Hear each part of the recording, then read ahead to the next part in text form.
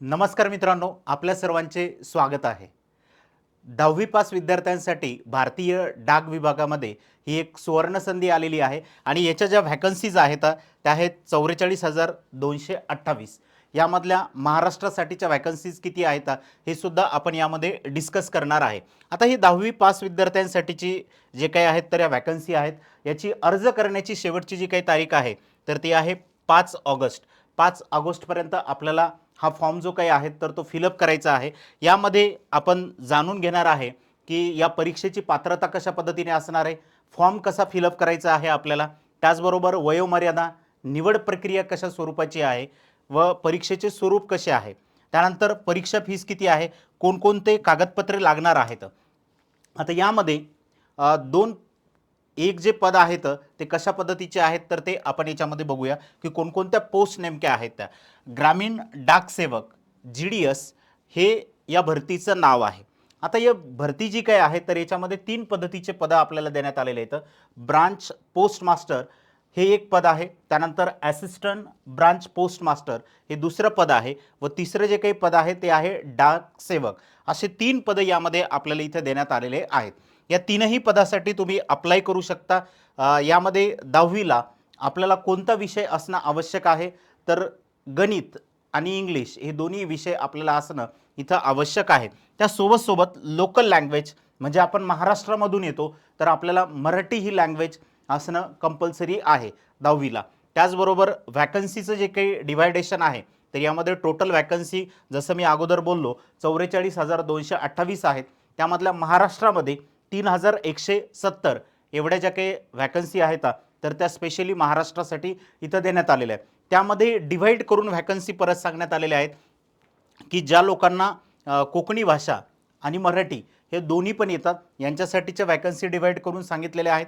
आणि दुसरं की ज्या मराठी विद्यार्थ्यांना येते अशा विद्यार्थ्यांसाठी म्हणजे ही जी काही आहे तर ही गोवा रिजन जसं आपण म्हणतो की रत्नागिरी वगैरे या साईडचा जो काही रिजन आहे तर त्यांच्यासाठीच्या त्या व्हॅकन्सी दिलेल्या आहेत. ह्या महाराष्ट्र सर्कलसाठीच्या व्हॅकन्सीज इथं देण्यात आलेल्या आहेत. आता यामध्ये ज्या स्पेशली महाराष्ट्र सर्कलसाठीच्या आहेत ओपन कॅटेगरीच्या त्या आहेत 1,318 व्हॅकन्सीज आहेत. त्याचबरोबर OBCच्या 684 आहेत, SCच्या 276 आहेत, STसाठी 288 आहेत, EWSसाठी 400 व्हॅकन्सी आहेत. ओके, हँडिकॅपसाठी ज्या काय आहेत तर A कॅटेगरीमध्ये येणाऱ्या त्यांच्या 35 आहेत, Bमध्ये 37 आहेत व Cमध्ये 29 आहेत. त्यानंतर Dमध्ये जे काही येतात तर यांच्यासाठी 16 आहेत. टोटल व्हॅकन्सी जे काय आहेत त्या आहेत 3,083 एवढ्या व्हॅकन्सीज इथं देण्यात आलेल्या आहेत. आणि या अगोदरच्या ज्या काही ॲडव्हर्टाइजमेंट आलेल्या आहेत निश्चित त्या ॲडव्हर्टाइजमेंटपेक्षा याच्यामध्ये ज्या काही व्हॅकन्सी आहेत त्या जास्त दिसून येत आहेत. त्याचबरोबर यासाठीचं लागणारं आपलं क्वालिफिकेशन म्हणजे पात्रता नेमकी काय आहे, 10वी पास ही पात्रता आहे. त्यासोबत आपल्याला लोकल लँग्वेज येणं हे आवश्यक आहे. म्हणजे आपण महाराष्ट्रामधून जर अप्लाय जर करत आहात तर मराठी ही आपल्याला त्या ठिकाणी येणं कंपल्सरी आहे. आता यामध्ये अदर क्वालिफिकेशन काय काय लागणार आहे तर आपल्याला कम्प्युटरचं नॉलेज असणं आवश्यक आहे. त्याचबरोबर सायकल येणं हे सुद्धा या ठिकाणी आवश्यक आहे. त्यासोबत जर आपल्याकडे सायकल नसेल तर बाईकसुद्धा या ठिकाणी इथं चालेल. त्याचबरोबर उपजीविकेचे जे काही साधन आहेत हे सुद्धा आपल्याकडं असणं आवश्यक आहे. आता याची पोस्टिंग वगैरे कुठं होते, काय होते, कशा पद्धतीने पोस्टिंग्स असतात तर महाराष्ट्रामध्ये आपलं कुठेही नंबर या ठिकाणी लागू शकतो. असं नाही की घराच्या जवळच आपल्याला पोस्टिंग मिळेल अशा पद्धतीचं यामध्ये सिलेक्शन प्रोसिजर नसते. आता लकीली जर समजा तुमचा घराच्या जवळ किंवा गावामध्ये जर नंबर जर लागला तर ते चांगलं आहे. आता यासाठीची एज लिमिट आपल्याला काय देण्यात आलेली आहे तर ओपनसाठी 18 ते 40 वर्षापर्यंत आपण अप्लाय करू शकता. कमीत कमी 18 वर्ष एवढं एज लागेल आणि जास्तीत जास्त 40 वर्ष. OBCसाठी जे काय आहे तर कमीत कमी 18 वर्ष व जास्तीत जास्त 43 वर्षापर्यंत. SC ST कॅटेगरीमध्ये जर आपण जर येत असाल तर मिनिमम एज लिमिट 18 वर्ष व मॅक्सिमम जी काय आहे तर ती आहे 45 वर्षापर्यंत. त्यानंतर हँडिकॅप वगैरे यांसाठी आपण लिंक दिलेली आहे डिस्क्रिप्शन बॉक्समध्ये, त्यावरती क्लिक करून जे काय आहेत तर तुम्ही तिथे बघू शकता. त्याचबरोबर याची निवड प्रक्रिया कशा पद्धतीची आहे, याचे परीक्षेचे स्वरूप म्हणजे नेमकं कसं आहे, याला परीक्षाच नाही आहे तर परीक्षेचं स्वरूप असण्याचा प्रश्नच येत नाही. कोणतीही परीक्षा यासाठी इथं नाही आहे. मग आता परीक्षा नाही तर याची सिलेक्शन प्रोसिजर कशी असेल, आपल्याला अगोदर फॉर्म फिलअप करायचा आहे. फॉर्म फिलअप केल्याच्या नंतर पर्सेंटेज वाईज विद्यार्थ्यांचं जे काही आहे तर तिथे सिलेक्शन होते. ज्या विद्यार्थ्याला 75+ पर्सेंटेज आहेत अशा विद्यार्थ्यांचं सिलेक्शन होण्याचे चान्सेस खूप जास्त आहेत. म्हणजे जेवढं हाय पर्सेंटेज तेवढं आपलं सिलेक्शन होण्याचे चान्सेस जे काय तर ते जास्त आहेत. मग यामध्ये आपण फॉर्म फिलअप केल्याच्या नंतर यांची जी काही आहेत तर आपल्याला मेसेज येतो की तुमचं सिलेक्शन झालेलं आहे म्हणून. एकदम सोपी प्रोसिजर जी काही आहे तर यासाठी असणार आहे याचे. आता यासाठीचं असलं पेमेंट वगैरे किती आहे? जर तुम्ही या ठिकाणी BPM पदी जर असाल आपली निवड झालेली तर तुम्हाला 12,000 सुरुवातीला स्टार्टिंगला पेमेंट असेल. 12,000 पासून तर 29,380 पर्यंत एवढं पेमेंट तुम्हाला त्या ठिकाणी तिथं असू शकते. व ABPM असेल किंवा डाक सेवक असेल तर त्यासाठी 10,000 पेमेंट असेल व जास्तीत जास्त 24,470 एवढं जे काही पेमेंट आहे तर या ठिकाणी असू शकते. आता या व्यतिरिक्त अजून कशा पद्धतीनं इथे पेमेंटचे सोर्सेस वगैरे आपण क्रिएट करू शकतो, तर जर समजा तुम्ही अकाउंट ओपनिंग जर केलेलं असेल तर तुम्हाला त्यावरती सुद्धा इन्सेंटिव्ह वगैरे जे काय आहेत तर देण्यात येतो.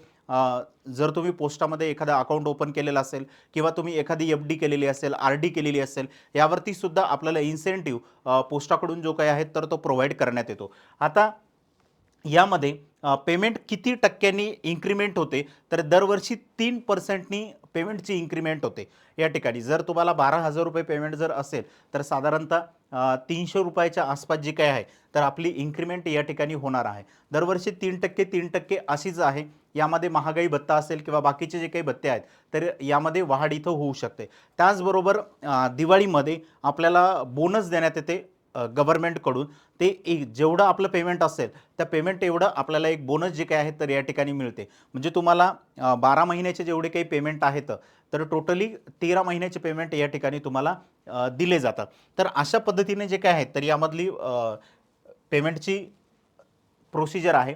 त्याचबरोबर इथे वर्क किती तास असणार आहे तुम्हाला तर 4 ते 5 तास एवढं वर्क या ठिकाणी राहणार आहे. तर त्यानुसार आपल्याला इथं पेमेंट जे काय आहेत तर ते देण्यात आलेलं आहेत. या व्यतिरिक्त तुम्ही दुसरं कोणतंही वर्क जे काही आहेत तर ते करू शकता. असं कुठल्याही पद्धतीचं बंधन नाही आहे की तुम्ही दुसरं वर्क करू शकत नाही किंवा दुसऱ्या ऑर्गनायझेशनमध्ये एखाद्या वर्क करू शकत नाही. जे विद्यार्थी अभ्यास करणारे आहेत जनरली यांच्यासाठी हा जो काही आहे तर एक इन्कम सोर्स या ठिकाणी ते क्रिएट करू शकतात की जोपर्यंत दुसऱ्या कोणत्या ठिकाणी त्यांचं सिलेक्शन होत नाही तोपर्यंत.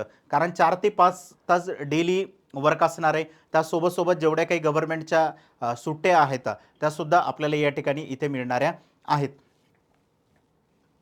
त्याचबरोबर यासाठी अप्लाय करण्याची जी काही फीस आहे ती आहे फक्त 100 रुपये. याची जी काही फीस देण्यात आलेली आहे.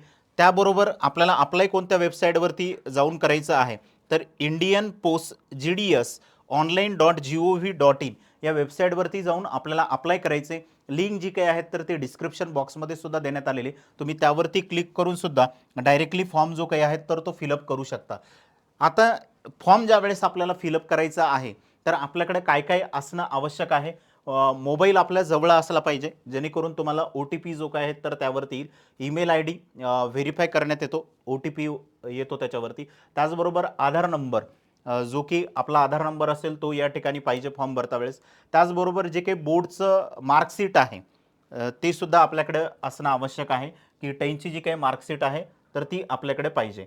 त्याचबरोबर जो काही आपण स्कॅन केलेला फोटो असेल तो 50 KB दरम्यान जो काही आहे तर तो पाहिजे, 50 KB पेक्षा छोटा. त्याचबरोबर सिग्नेचर आपली तर ती 20 KB आतली पाहिजे. त्याचबरोबर रजिस्ट्रेशनची जी काही डेट आहे तर ती 15/7/2024 पासून सुरू आहे तर 5 ऑगस्ट 2024 पर्यंत आपण या ठिकाणी जे काही तर हा फॉर्म फिलअप करू शकतो. जर आपल्याला काही करेक्शन करायचे असेल किंवा फॉर्म एडिट करायचा असेल तर 6 ऑगस्ट ते 8 ऑगस्ट या दरम्यान जो काही आहे तर आपण फॉर्म एडिट करू शकतो त्या ठिकाणी. ओके. आता ज्यावेळेस आपली सिलेक्शन होईल त्यानंतरची काय प्रोसिजर आहे तर यासाठी आपल्याला मार्कशीट लागेल. त्यानंतर आपला जो काही आयडेंटिटी प्रूफ आहे, आयडेंटिटी प्रूफमध्ये तुम्ही आधार कार्ड, पॅन कार्ड जे काही तुमचं ओळखपत्र असेल तर ते तुम्ही तिथं देऊ शकता. जर तुम्ही कॅटेगरीमध्ये जर येत असाल तर तिथं कास्ट सर्टिफिकेट आपल्याकडे असणं आवश्यक आहे. त्याचबरोबर जर तुम्ही हँडिकॅप असाल तर त्याचं सुद्धा सर्टिफिकेट आपल्याकडे पाहिजे. त्या EWS मधून तुम्ही अप्लाय जर केलेलं असेल तर EWSचं सर्टिफिकेट पाहिजे. त्यानंतर डेट ऑफ बर्थचं प्रूफ आपल्याकडे असणं आवश्यक आहे. तर जे काही मेडिकल सर्टिफिकेट आहेत मेडिकल ऑफिसरनी जे की गव्हर्नमेंट हॉस्पिटलमधून आपण ते घेणं आवश्यक आहे. हे कंपल्सरी आहे की आपल्याकडे मेडिकल सर्टिफिकेट त्या ठिकाणी पाहिजे. हे तुम्हाला जॉईनिंगच्या वेळी जे काही डॉक्युमेंट आहेत तर ते इथे लागणार आहेत. ओके, या पद्धतीने जे काही आहे तर ही सगळी ॲडव्हर्टाइजमेंट होती. अशाच नवनवीन ॲडव्हर्टाइजमेंटसाठी तुम्ही जर चॅनलला सबस्क्राईब केलेलं नसेल तर चॅनलला सबस्क्राईब करून ठेवा, जेणेकरून ज्या काही नवनवीन अपडेट आहेत त्या तुम्हाला इथं मिळत राहतील. यामध्ये सारथी एज्युकेशन व सारथी सरळ सेवा हे दोन्ही पण टेलिग्राम चॅनल आणि यूट्यूब चॅनल या दोन्हीला पण आपण जॉईन करून ठेवा. सगळ्यांनी शेवटपर्यंत व्हिडिओ बघितला त्याबद्दल सर्वांचे खूप खूप धन्यवाद.